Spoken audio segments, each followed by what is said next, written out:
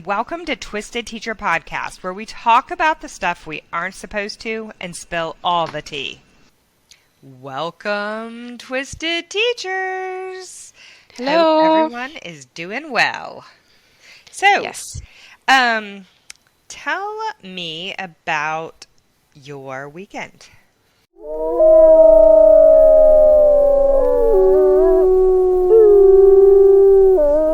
Yes, it was Father's Day weekend, and and my anniversary. So there's just Happy also, anniversary! yeah, I went to a hunting camp, but we're going to go out this weekend to make up for the weekend that we had. Hunting camp. All right, Mm-hmm. so I know you all have probably heard me mention that at one point in time I mentioned that Kim was a vegetarian.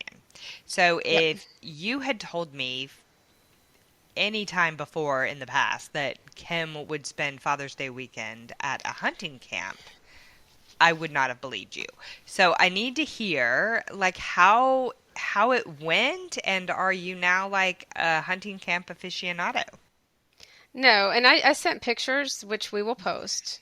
Yeah, they were As soon great. as I got there, I sent my friend pictures of the big ass dead turkey that I kept running into on the wall. Um, there were some decorations on the wall that looked like turkey anuses with feathers. Did you see that one? I I don't saw know. that one and I couldn't understand it, and I didn't get the legs hanging down. Were the legs hanging down actual turkey legs, or were they like made out of wood? They were made out of wood. The Okay. feathers were real. Then there was a moose or something in the bathroom that Like was a bent moose butt. over Yeah, like the with the toilet toilet paper paper. holder. Yeah, Hmm. yeah. My stepdaughter said, "Did you see that?" I'm like, "Yeah, I've seen it all, really." And of course, the deer taxidermy heads on the walls that stare at you the whole time. My husband and his twin and their dad, it's a thing. It's a annual thing since they were like 14 or 15. And my stepdaughter's grandparents have a farm, so they're kind of, they get the, I guess, Hunting treehouse. culture. Maybe, right. So there was a side by side. I didn't know what that was called, that I rode in. I put it off as long as I could. And so my stepdaughter, begged me for, I guess, 800 times for her to drive. And I was like, I don't want to drive in anything with any of my daughters. And so finally she did. She's actually a really good driver. And she went 46 miles an hour on this thing, Oh my goodness, I didn't laughing know they like, go that fast. I didn't know they were allowed to go that fast, but we went all the way down to a church, and she's spinning it around, and she was having a great time. So I was just like, okay, fine. So that was her entertainment for the week, and that was fine, or the weekend. I tried to read a book and listen to a book, but then I was being antisocial, apparently. I was just trying to go to my happy place. Just go to my happy place, because there's nowhere to go in the camp. And it's like, just picture a dirty teenager boy room but with grown men and Dead like animals. and dead animals and bugs. The bugs. There's Inside? bugs there. Yeah. No, well, yeah, there were bugs inside. That's why my stepdaughter couldn't sleep. But the bugs outside were like, I've never seen them. They were like this red thing flying around.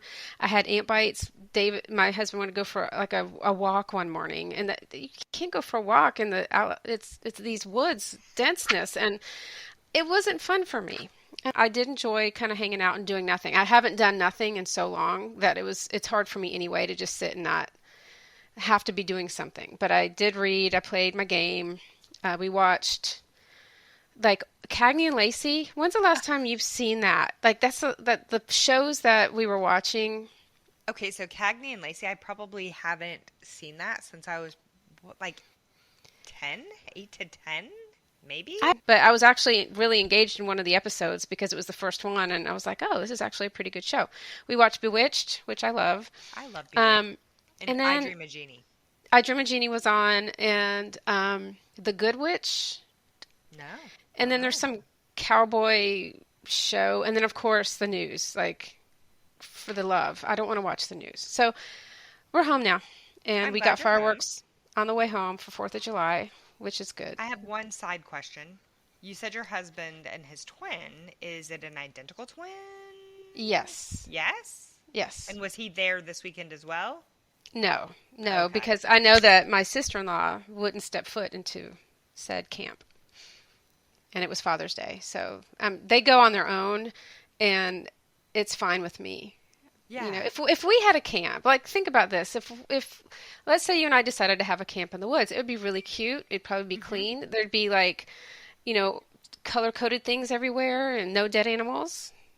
Yeah, I'm I just think I'd rather thinking have a like a beach house. yes, exactly what I was gonna say, a beach house as opposed to a hunting camp. But How was your weekend? How was your Father's my Day? weekend was really good. Okay, so we spent the weekend at a lacrosse tournament, and my son's team won, so that's yay. They won the whole Yay. tournament. Um, but like, okay, so my phone broke on Friday. Oh. Right. So on Friday, the week before, my phone was starting to act really iffy as far as data went. It's an iPhone. You know how that kind of goes? Like when they're a couple years old, they just kind of stop working really well until I you think they finally do that just. on purpose so you Hmm. yeah. So They then, self-destruct so you get a new one. yes, it was already self destructing, and I was already thinking I was going to have to get a new one pretty soon. But then I left it laying on my bed, and then the puppy jumped on the bed, and the phone went flying, and the Oh. whole screen cracked. So on Mm. Friday, I had to get a new phone. I mean, I guess I didn't have to, but I got a new phone. And so my husband thinks he's funny and he's like, "Oh, happy Father's Day. It's Father's Day. Glad you got a new phone." And I'm like, "All right, Ah, whatever." yeah. So then, like, we were at this tournament for Father's Day, and I don't know. It was nice, but he was like, "This certainly isn't how Mother's Days are." And I'm okay. So Oh I told God. him that, like, I told the kids, I'm like, "We are gonna have a freaking day that we're gonna call Dave Day, and we're gonna make him wear a damn crown, and like, it's Yeah, all about you, yeah. buddy. What do you want?" But I made him a homemade lasagna last night. I said, "What do you want for dinner?" That's My friend's husband said he wanted Cheesecake Factory, and she got to go pick up Cheesecake Factory. My husband says he wants a homemade lasagna, so I make him a homemade lasagna. It was really good, but so we decided to get married on my dad's birthday oh, I love that. because we were going to do June 18th, but that is the ex's birthday, and I would be damned before I got married on the ex-wife birthday. So then I saw my dad, he's 91, and we had a great time. And but then it's also Father's Day weekend. So I didn't really think a lot of this through when we were picking wedding dates.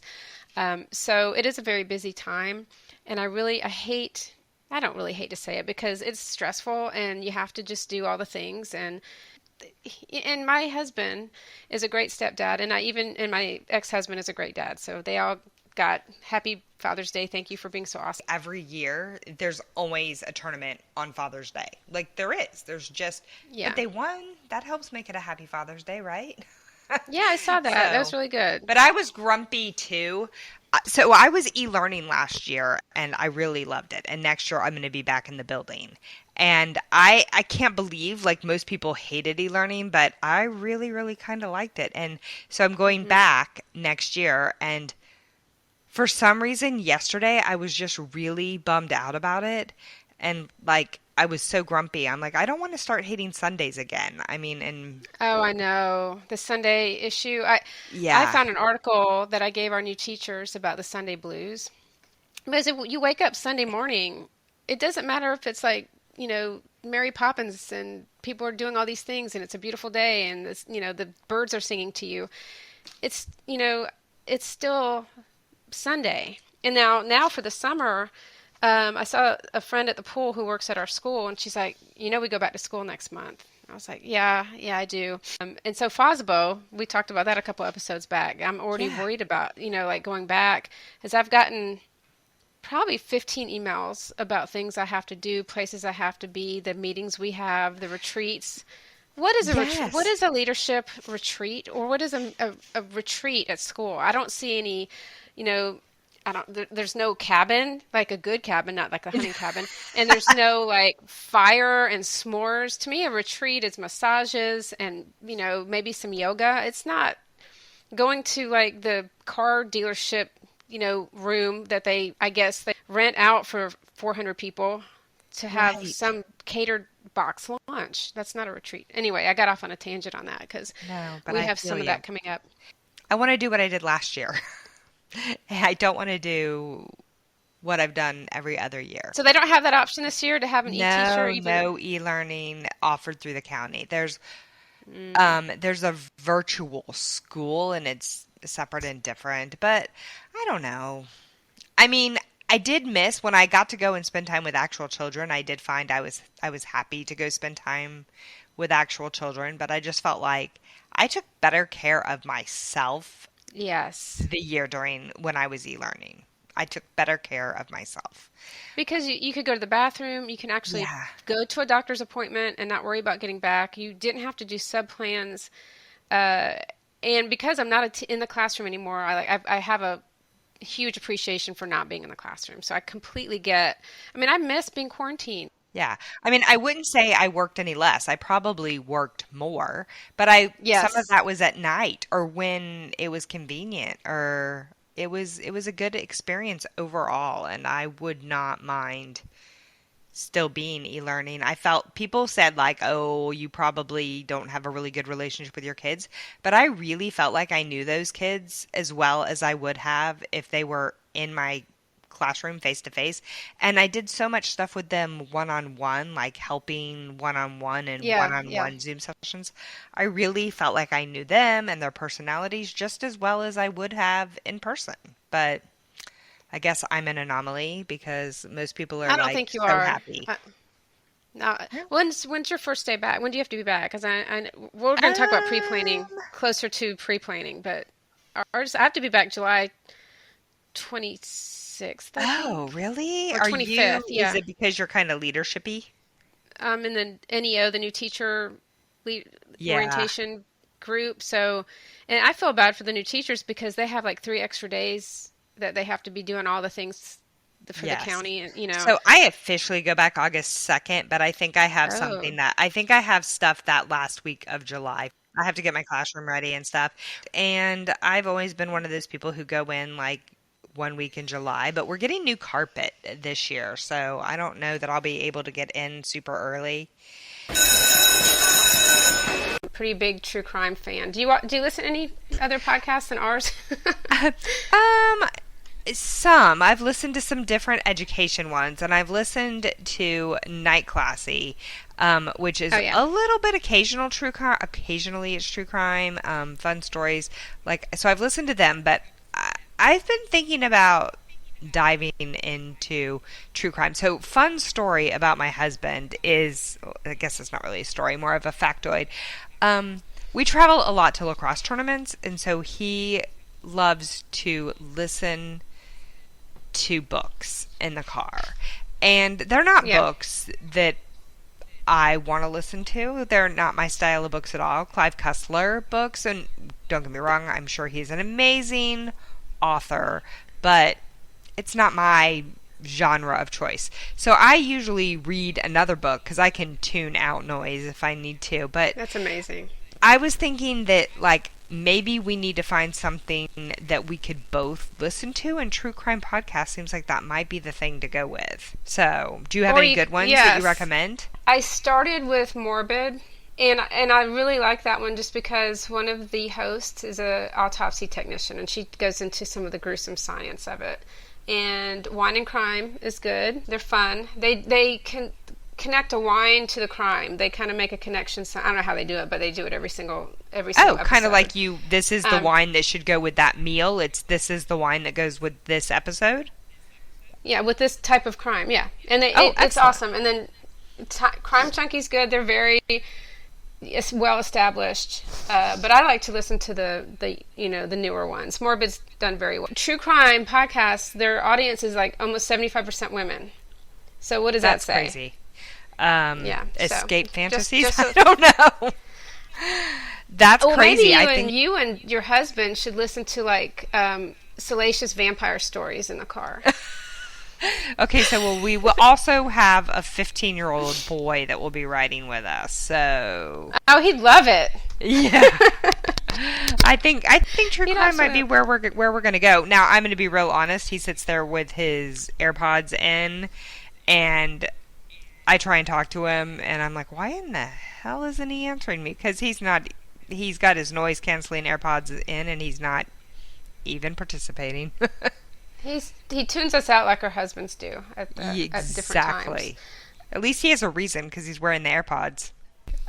My husband once told me that unless I say his name first, like I'll say, I told you that, and he'll be like, did you say my name first? So I have to say David. If I really need him to hear something, I can't say like that he wasn't listening to me unless I have said his name first. And that makes him sound like a really giant ass, and he's not, but Oh, he's not. it's just a thing. So, do you Yeah. have a word for me? I do. I have a phrase. Okay. And so I just want to know what your most memorable or most favorite teacher gifts have been through the years. Favorite teacher gift is one that I still have displayed in my classroom to this day. It is a wooden frame, and it's a picture of my class from that year, and they all just graduated from college. They were my Oh, fifth grade class, that's and cool. their names are engraved around the frame, and it's just like not the stilted school picture, but like a fun picture of them. I just love that gift. Like usually That's I cool. keep my class pictures and I put them on in like one of those clear frames that can stick to a filing cabinet. But I Yeah. really just love that wooden frame. It was a really super thoughtful gift of a parent who arranged all of that. So that was my favorite gift. How about you? I have gotten a couple of scrapbooks that some parents have put together for me. I got a wine basket with all kinds Yes. of things in it, but I had to go outside. The parent asked me to meet her outside because she couldn't bring alcohol into the school. But it was wine and wine glasses and like things for a picnic. I've I've gotten gotten, the wine too. That's always a good one. And I like coffee cups. I do. I don't really need any new coffee cups, and if I'm going to buy a new coffee cup, I want it to be a coffee cup that I picked out. Like my favorite yes. coffee cup right now says "Black like my soul." Um, Yeah, it is funny. um, It's true. I mean, not that you have a black soul, but I totally understand why you have that. I'm surprised I don't have one too. One of my parents would bring me naan. They were from Eritrea, and she'd bring me hot bread at naan in the morning. And she said, "Thank you for what you're doing with my son," and it was like the sweetest thing. that is awesome. So, on that same topic of food, do you remember getting conference cakes at the second school we taught at together? No, I didn't get conference No? cakes. Did you Conference get cakes? conference cakes? Okay, And I didn't know so this. yeah, there was a large population of Korean children who went to that school. And the I think all of the Korean families would stop at this Korean bakery on their way to conferences, and they would show up with these cakes that were, I'm going to have to post a picture of them because they were they were beautiful, these cakes, like decorated with flowers. But I didn't get any. I got Why none. didn't I you got you zero. maybe Zip. No conference maybe cakes you whatsoever. maybe you just didn't have any Korean children in your class. Maybe, right? Okay, we'll go with that. Well, I remember one Hmm. year the teacher across the hall from me got like 15 different conference cakes. Like how many conference cakes can you eat? Um but so and they were like full-sized And I got cakes, zero. but they were like an angel food cake ish, but there was like no sugar in them. And the icing very lightly flavored with sugar. Like they weren't the most delicious cakes. And I would have shared with you if I had known that you were not receiving any conference cakes. Well, I didn't know. I guess I didn't know what I was missing. That people around me were getting dozens of cakes, and I was getting Zippo.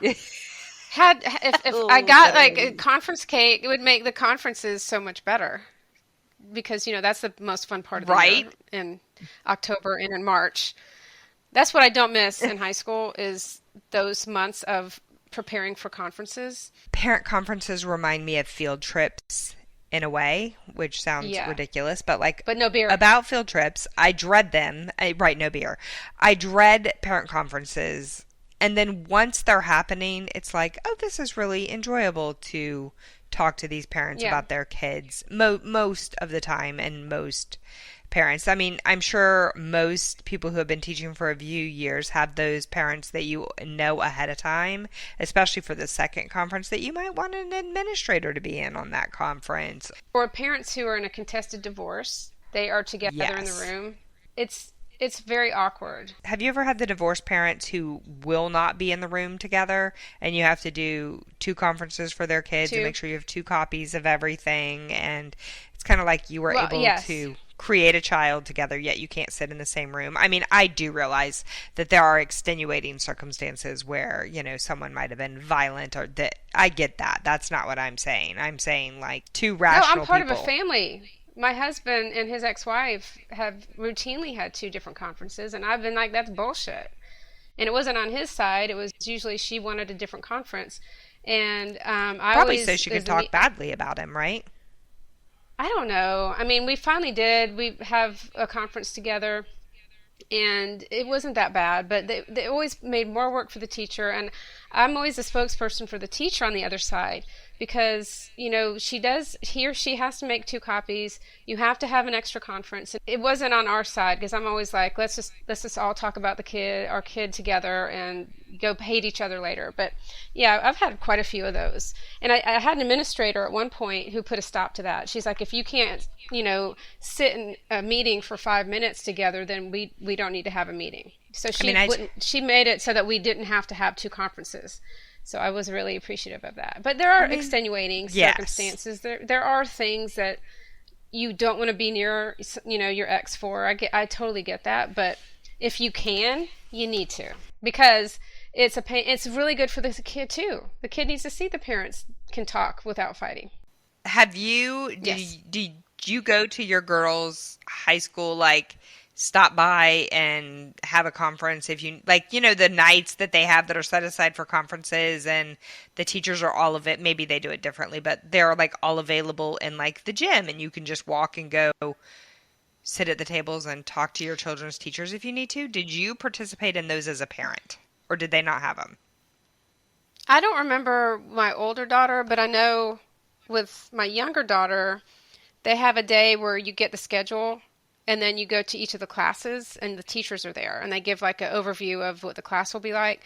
So I did that her freshman year, but every other year I was working there, so I didn't Yeah, I that's didn't true. bother. So I That feel was really yeah. like super bad, I guess, in a way, but I guess if I felt bad, I would have changed things for my younger son. I've never, once my children, not my younger son, my only son, once my children were in middle school, like I always sent an email to all of their teachers at the beginning of the year. If you ever need anything or if you're ever having any trouble, here's my Yeah, I contact did that. information. Please reach out. So I feel like I'm a terrible parent. My son is transferring to a different high school. So you can change that? You gonna go? I may. Well, so he's going from a public high school to a private high school, and I feel kind of guilty about that too because I've always been like, "Yay, public schools!" And now I'm sending my son to a private school, but his high school is super overcrowded, and it's a better educational fit for him. I think as a parent, after fifth grade, my tenacity and eagerness to figure out what's happening has waned. Like once they're out of fifth grade, I don't know what happens. It's like you're on your own now, and I think also too, that there's an issue when you're asked for a conference in middle and high school. You don't get Oh, right. conferences unless they've got C's or something. So as long as people weren't contacting me, I knew my kids were doing fine. And I could, like some parents still to this day don't know how to check grades on. They'll still complain that they don't know what the grades are. But I'm like, we post everything. You get like, and if one of the kids does poorly, we call them fail mails. So you get an email immediately if the kid gets a failing grade in anything. So Oh, yeah, that's they really cool. because I don't think we want to have conferences as high school teachers with No. all the students. In e-learning, I have always done a good job with my grade book and keeping it up to date and like labeling things, but like I was super clear this time with like naming my assignments. I'd be like week of blah blah blah, Thursday's Yeah, folder. Like here's the assignment, here's where you can find it. And I still had parents like what's missing? So have you right. ever read the book what if everyone did that? The whole premise is like so you throw your paper towards the garbage can and it doesn't make it and you don't pick it up. What if everyone did that? Like that's the whole premise of the book is like what if everyone did that? Okay, And no, that sounds cool though. Yeah, I always want to say that to like the parents that are like, "Can you go through and check that everything's been turned in?" What if everyone did that? Like, what if I had to do that for everybody? Like, I've given you the information and I usually have messaged the kids. You've got parents of high school students asking you to send missing work. I don't know how many times I've explained how to use our platform or sent directions, even a screencastify of talking over the screenshots of, the shared screen. They want you to do it, and they don't really consider that there's other children that you teach. Yeah, I'm with you on that one. Right. That's very frustrating. Yeah. What if everybody Especially did if that? you're So, elementary and you're sending home Friday folders with graded papers, in addition to putting grades in the grade book, in addition to sending home notes and emails and newsletters, weekly yeah, newsletters too. Not right. enough. It's so Did you much. ever It put is. a secret code in your newsletter to see who was reading them? Like if you read this, you can get a free cookie or something at the end of the week, and nobody would get it. With e-learning is like in my video instruction because where I taught, I couldn't do a ton of live lessons. I could do them like one-on-one and in small groups, but I couldn't have the bulk of my instruction in live lessons because I had 5 or 6 different schools and one or two of them were Yeah, really rural. Like they didn't have consistent internet. They may not be able to watch it be on live with me. So yeah. my bulk of my instruction was recorded and then they could watch it when they could. But I would often put in a code for the assignment, like, all right, to get in today's assignment, the code is. And I can't tell you how many kids would message me and be like, I can't get into the assignment. You know what? You didn't watch the instruction. Go You watch the video. didn't. But I have done the newsletter thing as well. Oh, the tricky. See, the one thing you don't have to, that you probably did not miss was staff, like person to person staff meetings that you're going to have to start going to again. So I'm sure you're I looking forward to know. that. Yeah, staff meetings. By the middle of the year, I was the only most of the teachers had returned to school and I was the fifth grade e-learning teacher for 5 or 6 schools. It varied. Um, but most of my school's teachers had gone back. So my principal and I would just touch base like once a week in a Zoom meeting or a phone call or through text. So I always knew what was going on, but I didn't Hmm. have to go to the staff meetings. I think they didn't do as many staff meetings this past year because of COVID and not wanting everyone to gather No, in one room. but My it's most all going to be hated the thing about same. staff meetings is when you walk in and you like head to your table. I mean, because we all have our table that you sit at with your friends or your grade Yes. level or the people you feel comfortable with, and you get there and there are name tags there. I mean, why? I don't want Oh to my sit with God. people I don't want to. And it's not that I don't We're like them, it's adults. that I don't really know them. And they might not get my sense of humor or my sarcasm or me rolling my eyes. And if you separate me from my friends, I'm going to be real honest. I'm probably just going to sit and text them throughout the meeting because I am that type of rude. Well, we've talked about that teacher who That type doesn't of think rude. the cum folder is funny. Don't put me, I'm an adult. I am over 50 and I really don't want to be told where the hell I need to sit in a staff meeting. And then I know we've talked about the personality inventories that we're going to have to do. I've done so many different ones. And we had the true colors. Remember those? The Yo, blue. And yes. I'm never the correct color. And then they shame you by separating you to the four corners of the cafeteria to your strongest ones and then your weakest ones. And my weakest, it's always blue, which is the empathy and fluffiness and compassion and everything, which makes me look like a big ass. And there's only like one Yeah, other I mean, person over there with me, which is you. me. That was me. They might as well have just Yes, you, labeled that you wall like assholes. Like, hey, all asshole. the You're uncaring why are you assholes, come teacher? over here. Why are you a teacher? Although I do remember when I had an interview with the first principal we had together and the assistant principal at the time, the no nonsense female she was awesome. But Hmm. I remember like they were hiring me to teach kindergarten. And at that time, I had just come from teaching fifth grade. I had taught first grade before and I had taught special ed before, but I was coming from fifth grade and fourth grade for the most of my years of teaching.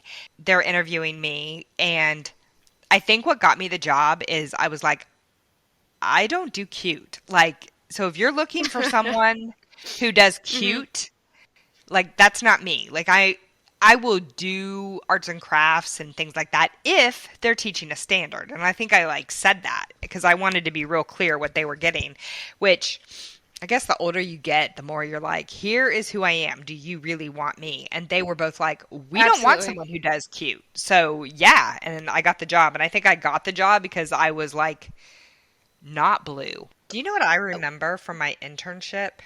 My, can't even think of what you would call them, but the teacher who I was interning with was a third grade teacher, and it was all like like I would have to get to school so early in the morning because she would make me do the morning message thing on the board, and this was so many years ago, but Uh, so many times until it was straight and perfect.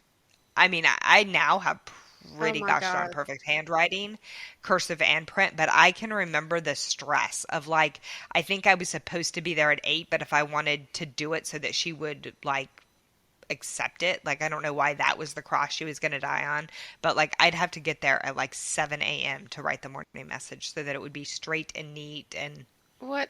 I would have, I couldn't do it. At 35, going through an internship with somebody like that, there's yeah. no way in hell. I would have just made printed copies and slapped it up on the board. And then she would have said that I failed. I would have been denied my teaching degree because I couldn't write shit on the board So nicely. speaking of interns, he was not my intern, but I team taught with the teacher and like our wall was open. So even though he wasn't my intern, he was a bit my intern. And he was a great guy. He was really nice, but I don't know if teaching was going to end up being for him. Um he was OCD and he would like literally get jittery about the kids' cubbies because he wanted everything lined up. Oh my God. Like what he couldn't understand why they wouldn't all like write justify their cubbies so that everything was to the Justify your side like it cubby. was we've Wow. got to How long justify did he our cubbies last? now. So poor guy.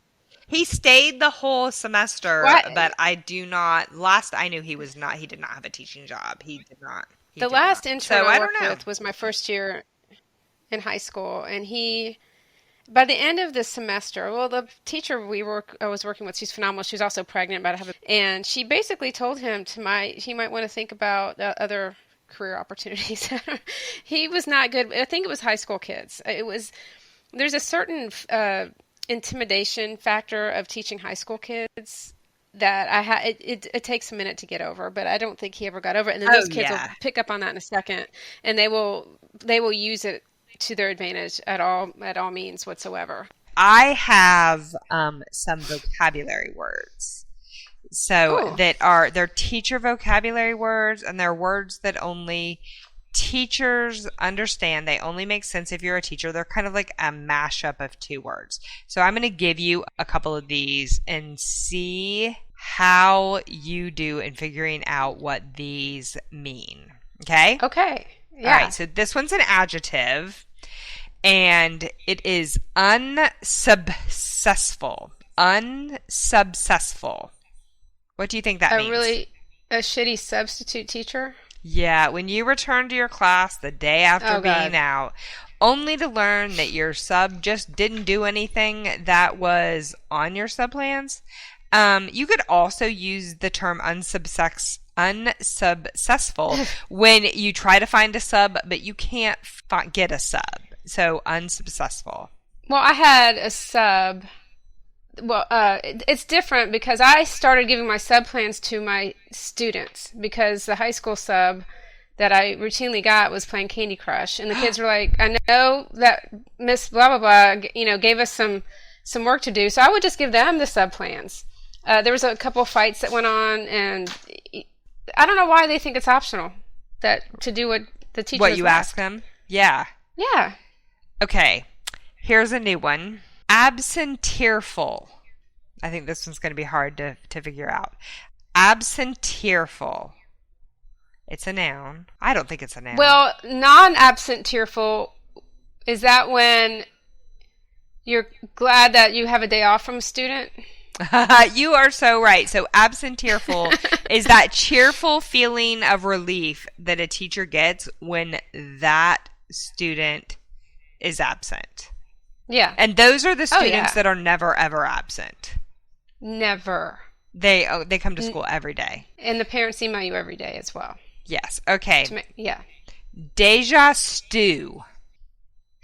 Like deja vu, but But deja deja stew. stew. I have been here before because I'm stewing and upset. Oh, good thinking. But so it's the feeling you get when you get a new student and they look or behave exactly like a student that you've had before in your life. I have come to the conclusion that there are only so many different like gene combinations because I will see kids and I'm like, oh my heavens, that child looks There he is. exactly like this other kid from 10 years ago. So, Or they're related yes. or something. All right, how about a line tater? The line tater. Um, there's so many elements to lining children up. That's what that reminds me of. You've got the one in charge. You've got the caboose. You've got the kids in the middle who will never give their spots up.